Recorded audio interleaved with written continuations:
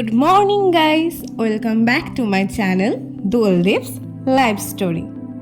তো আজকে আবারও বেরিয়ে পড়েছি সাজুগুজু করে বিয়ের বাজার করতে। এটা বিয়ের বাজার পার্ট 2 ব্লগ। তো ড্রেসটা আয়রন করা হয়নি, তো লাস্টে আয়রন করার টাইমও পাইনি, কারণ খুব তাড়াতাড়ি সাডেন প্ল্যান এবং যাওয়া। তো কুর্তিটা পরে নিয়ে রেডি শেডি হয়ে বেরিয়ে পড়েছি। টোটো বুক করেছিলাম, আমরা যাচ্ছি তেহট্টে। তো এই দেখো, আমি, কোয়েল, মা আছে, দিদা আছে। তো দিদা অ্যাকচুয়ালি ডাক্তার দেখাতে যাবে, আর মামি আর মা যাবো দোকানে।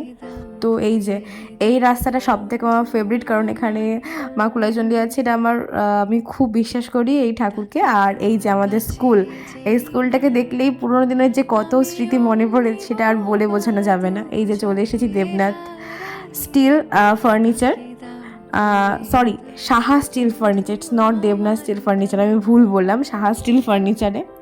তো এখানে এসে ফার্স্টেই আমরা আলমিরা দেখে নিচ্ছিলাম। তো অনেক রকমের কালেকশন ছিল, কালেকশন বলতে কি প্রচুর কালেকশন ছিল। তো অনেক আলমারিটা দেখে সেখানে চুজ করেছি। আর তারপরে আমরা চলে গিয়েছিলাম ওয়ার্ড্রপ, শোকেস, ওই সাইডের যে সেকশনগুলো আছে সেই সেকশনে। তো এই যে আলমারি কিছু কালেকশন তোমরা দেখতে থাকো।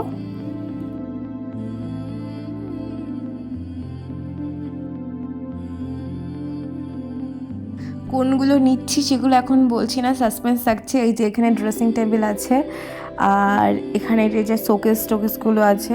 তো ড্রেসিং টেবিল কাঠের আমি ফার্স্টে ভেবেছিলাম নেব, তো তারপরে ওর থেকে মডিউলারগুলো বেশি ভালো লাগছে, একই প্রাইস পড়ছে কাঠের মডিউলারগুলো। আর এই যে সোফা সেকশন আছে, আর এখানে গদি দেখছিলাম কোনটা ভালো হবে, এখানে অনেকগুলোই আছে। তো ফার্স্টে ভাবছিলাম যে সফট নেব, বাট ওখানে বললো যে খুব সফট না নিতে। তো যাই হোক, ওখানে দেখে টেখে সব কিছু চুজ করে আবার বাড়ির পথে রওনা দিয়েছি, বাড়ির দিকে ফিরে আসছি। আর আস্তে আস্তে এখানে মিষ্টির দোকান পড়েছে। তো যেহেতু দিদা বাড়িতে ঢুকবো, ওই জন্য মা বললো যে মিষ্টি নিতে।